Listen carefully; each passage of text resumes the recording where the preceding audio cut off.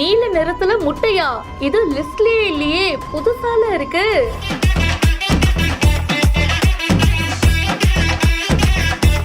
அது எப்படி குமாருன்னு இந்த ப்ளூ முட்டைய பாக்குறதுக்கு மக்கள் குவிஞ்சிருக்காங்க.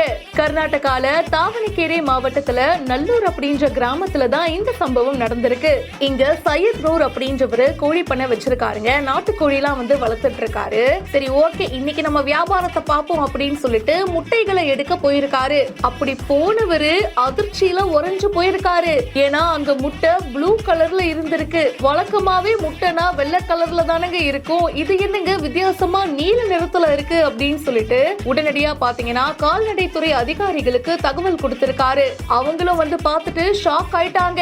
இது எப்படிங்க பாசிபிள் அப்படின்னு அவங்களும் பயங்கர ஷாக் ஆயிட்டாங்க. உடனடியா அந்த முட்டையையும் அந்த கோழியையும் பாத்தீங்கன்னா ஆய்வு பண்றதுக்கும் பிளான் பண்ணிருக்காங்க.